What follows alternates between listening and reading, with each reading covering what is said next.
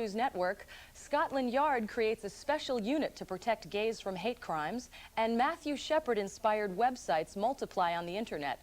Plus, a new study shows animals enjoy gay sex and have family values, too. Then we'll talk to novelist Keith Ridgway. The Irish and proud-to-be-gay author tells his coming-out story and chats about his first book, The Long Falling.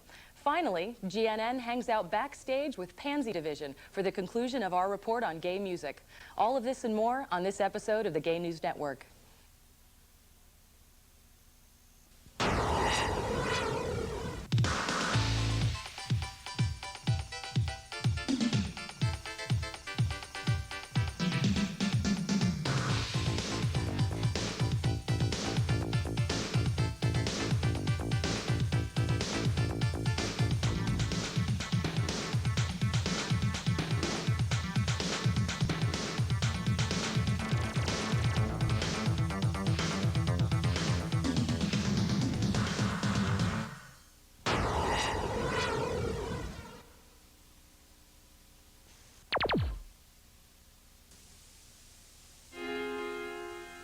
People like that make me sick. I hate the way that they look. It's perverted. They don't have to be that way. It's unnatural. Why do they walk that way? Fag. Homo. Dyke. They're freaks. It's not normal. It's a sickness. They deserve what they get.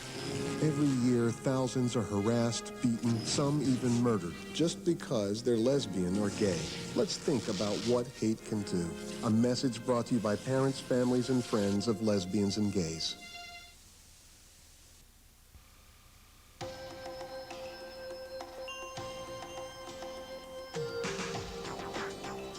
Gay and lesbian Americans, our rights, Our lives. are being challenged every day. As Americans, we can do something about it. Vote. If we don't vote, others will decide our future for us. Voting equals power. Power equals change. Your vote will make a difference. Come out voting. Register today. Thanks for joining us for another episode of the Gay News Network. I'm Jacob Mikow, sitting in for Joe Liberatore. And I'm Holly Landau. Topping our international news headlines, the world-famous Scotland Yard has established a new unit focused on solving and preventing hate-motivated crimes against gays. The Crime Squad is a division of the recently created Racial and Violent Crimes Task Force. The former head of Scotland Yard's anti-terrorist force will lead the Gay Hate Crimes Unit. Police officials established the force after meeting with gay activists to discuss the alarming rise in anti-gay sentiment following the bombing of a gay pub in London last year. The bombing, which made headlines around the world, took the lives of 3 people. The agency that runs Canada's Blood Bank recently reversed their policy barring transsexuals from donating blood. A routine visit from a woman who had donated blood for decades as a man prompted the change. When the woman revealed that she had undergone a sex change, nurses refused to draw her blood until they could review their policy. A short time after the incident made national headlines, the donor was told that transsexuals would be allowed to donate blood. A vice president for Canadian Blood Services has determined that the sexual behavior of transsexuals is not different from that of heterosexuals and feels that it does not pose a heightened risk of transmitting a virus. However, Canadian Blood Services still does not accept blood from men who have sex with men. In Israel's Golan Heights, a gay male couple of griffon vultures have adopted, showing the world a new breed of family values. In an effort to help repopulate dwindling flocks, the birds were given the chance to raise a baby vulture. 60 years ago, Israel boasted almost 1,000 breeding pairs of griffons. Today, the population is down to nearly 70 pairs. The vultures only lay 1 egg a year, but if an egg is removed from the nest, a second is usually laid to replace it. In the past, people raised the baby vultures, but these birds often don't adjust to the wild. This time, an egg was slipped into the nest shared by the gay vultures. The surrogate couple did a fantastic job as parents, feeding the chick and teaching him to fly before he was released into the wild. Not content to spend their future as empty nesters, the gay birds are now raising a second chick.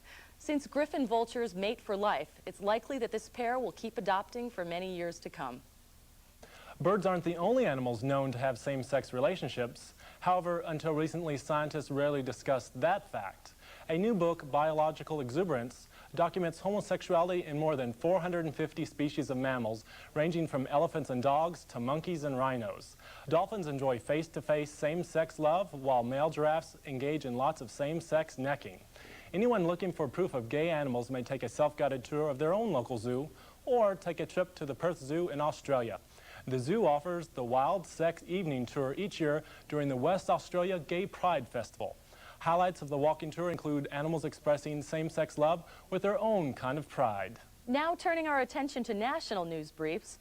You may recall a previous episode of GNN that featured a West Virginia gay couple's farm called Pigs a Sanctuary that took in abandoned potbelly pigs. Jim Brewer and Dale Riffle have now opened the gates of the sanctuary to a homeless herd of goats from New England. A new 55-acre dairy farm was needed to accommodate the wayward goats. The latest addition to Jim and Dale's lives are doing quite well in their new home and will soon celebrate their first anniversary. To find out how you can visit the animal sanctuary, be sure and visit GNN's website at www.gaynewsnetwork.org. A final note on animals in the news. People for the Ethical Treatment of Animals, or PETA, recently held the Party of the Century to benefit animal rights. VH1 broadcast the event, hosted by Ellen DeGeneres and attended by Monica Lewinsky, Alicia Silverstone, and Todd Oldham. Chrissy Hind of the Pretenders and the B-52s played live before the crowd of animal rights activists. Over the years, PETA has been criticized by some gay groups for its stance against medical testing on animals for AIDS research. A PETA spokesperson defended the position against animal research when questioned by GNN. Well, everything of importance that we've learned about AIDS has come through studies involving patients, not through animals. Animals don't even get AIDS, and we'd like to see all of the millions of dollars going to fight AIDS to actually help people instead of hurt animals. I think enough is enough, and as somebody who's gay and also an animal advocate, I've cast a very critical eye at all the magic AIDS potions that animal experimenters have promised over the years, only to see them all fail when they're tried on humans. The number of websites paying tribute to Matthew Shepard continue to grow a year after his death and the conviction of his killers. From the beginning, the internet proved to be an ideal medium for people expressing their sadness and outrage over Matthew's murder. Shrewd use of the web by activists and queer nonprofit groups helped bring national attention to the crime and kept the focus on the struggle to pass hate crimes legislation. You can find selected links to Matthew Shepard homepages and video footage of the National Candlelight Vigil for Matthew by visiting our website. For the first time ever, Washington, D.C. is conducting a survey of the city's transgender population. Health officials hope that the results will provide data on health care and housing needs. The Agency for HIV/AIDS is funding the survey created by Jessica XAVIER, a transgender activist. She will conduct the survey in conjunction with Transgenders Against Discrimination and Defamation and other D.C. AIDS service providers. After Philadelphia, Boston, and San Francisco, Washington is the 4th city in the nation to undertake such a survey and the first to be publicly funded. An outspoken leader in the ex-gay movement may know better than anyone what it's like to be out. Anthony FALZARANO was first an out gay man, then he decided he was out of the gay community. Now it looks like he's out of a job. FALZARANO headed PFOX, a self-help group for people who say they are ex-gay. He ran the group for years until it reached the brink of financial ruin. The Family Research Council, funders of the ex-gay movement, now want nothing to do with FALZARANO. The FRC's TV ad campaign for the ex-gay movement was an expensive failure and brought them much public criticism. Over 15 ex-gay groups closed their doors in 1999, and many others are struggling to stay afloat. And in our final news brief, experts have warned for years that the drug ecstasy posed long-term health risks. With nearly 500,000 people each weekend at gay clubs and all-night dance parties called raves, the warnings haven't stopped the recreational use of the drug. New research in the U.S. details the causes of chronic depression and memory loss by heavy users of ecstasy. Brain scans of 9 men and 5 women who used the drug routinely over 4 years show that nerves in the brain have been destroyed. As this evidence of ecstasy's harmful effects came to light, test kits for finding safer dosages of the drug have hit the dance clubs.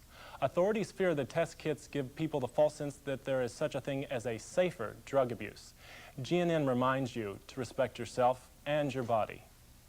Right after the break, Joe goes out for a drink with Irish author Keith Ridgway and listens to his coming out tale and how he wrote his first novel. Then GNN concludes its interview with the band Pansy Division, so don't go away.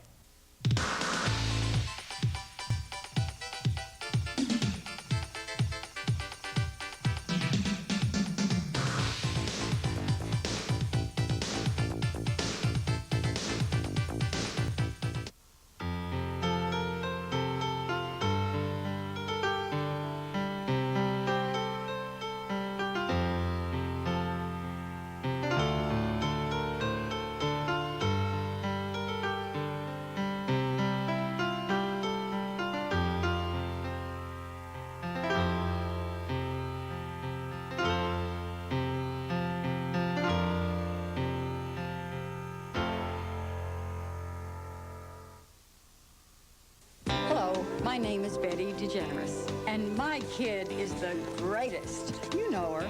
She's Ellen, and she's gay. For too long, gay Americans have suffered discrimination.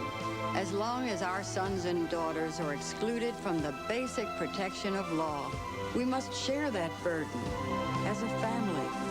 So let's not waste one child, and let them all reach for the stars.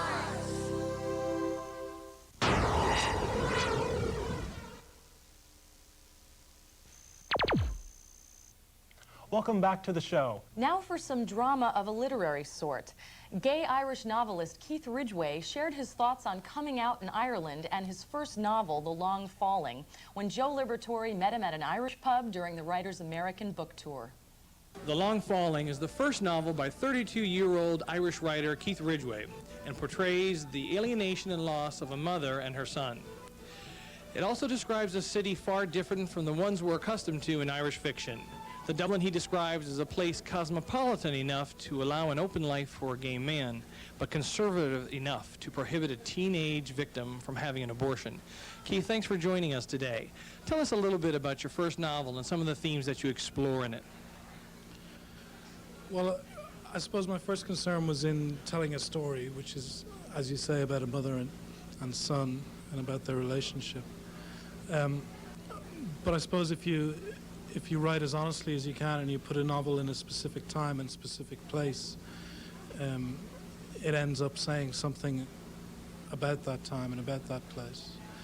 So specifically it's set in Dublin mostly in 1992,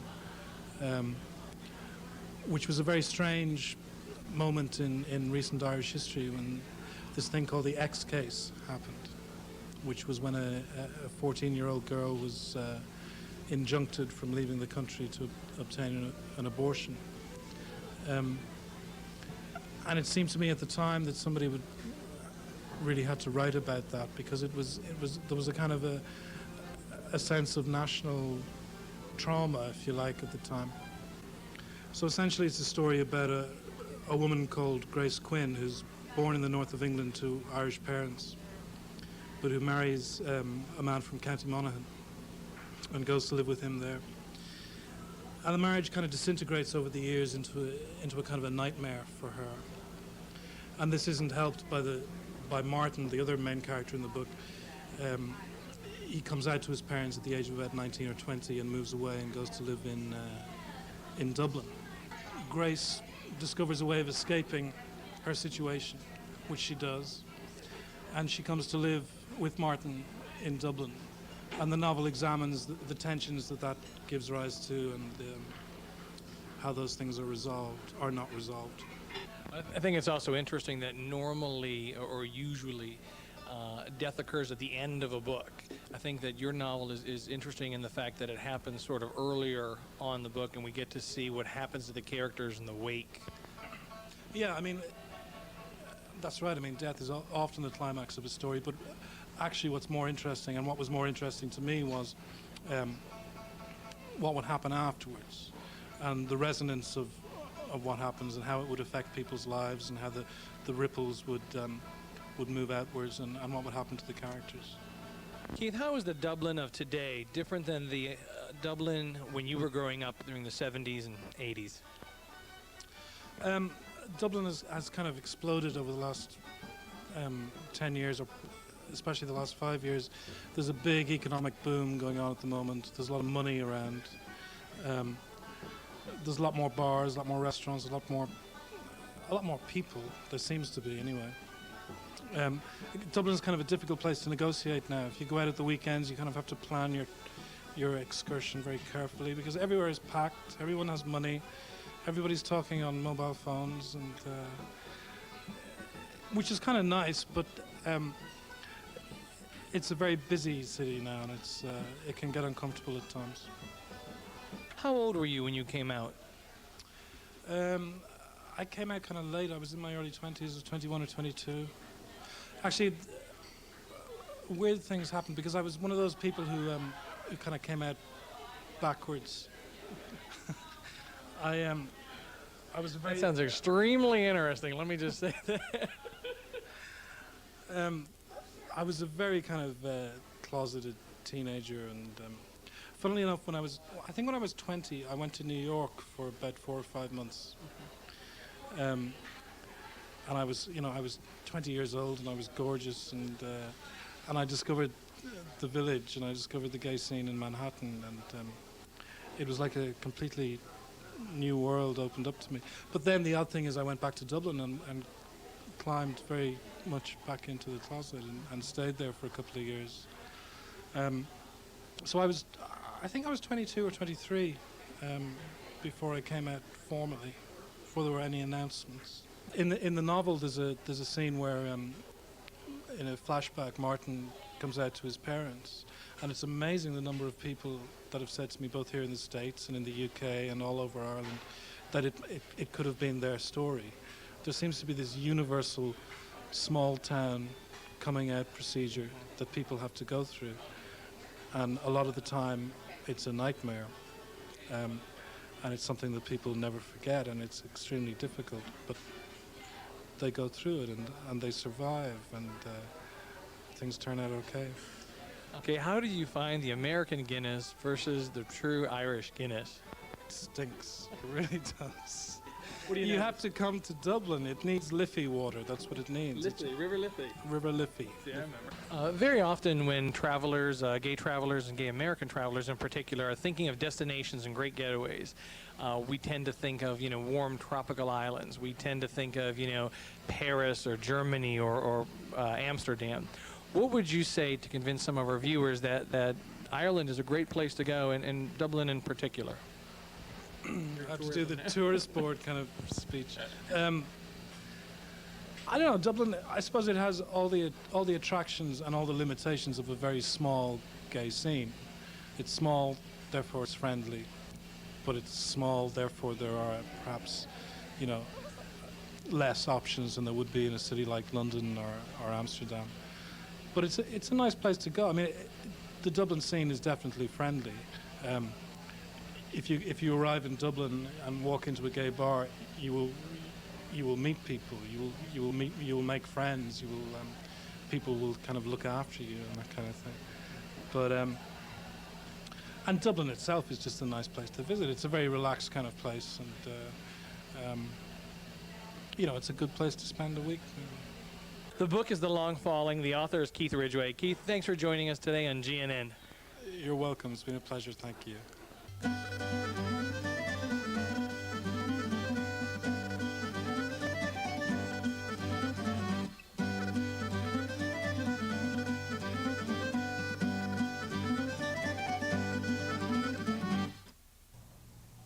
The paperback version of Keith's first book, The Long Falling, is now out, and he's currently hard at work on a collection of short stories that's expected to be released in Europe before hitting the bookshelves in the U.S.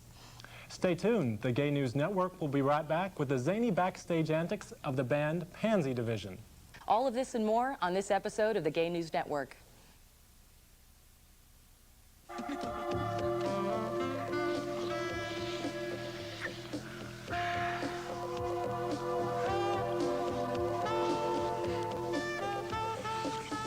Did you bring it? I forgot it. Forget it. Next time, don't forget it. And every time, make it part of the relationship. A latex condom used consistently and correctly prevents the spread of HIV, the virus that causes AIDS, and may save your life. The Republican presidential candidates are so busy fighting about who can and cannot serve in the military, they may have forgotten the values we actually fight for. Equality, fairness, freedom, and justice for all Americans, including gay Americans.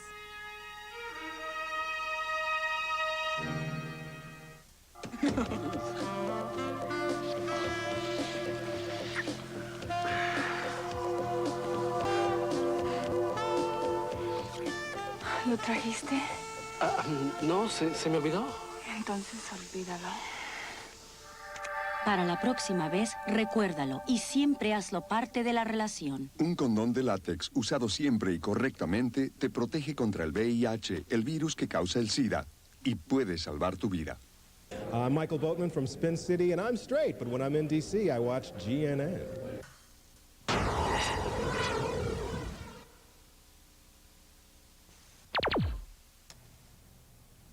Welcome back. Now it's time for the conclusion of our two-part look at the outrageous guise of gay punk rock Pansy division. The band opened for Green Day's tour a few years ago and have gained notoriety with songs like 9-Inch Males and Smells Like Queer Spirit. Pansy division personifies a style of music known as queercore. Reporter Todd Ayer interviewed the band at Washington, D.C.'s Black Cat nightclub before they took the stage for a rocking queer performance. Hi, I'm Chris. I'm John. I'm Louise. And I'm Patrick. Together we are Pansy Division.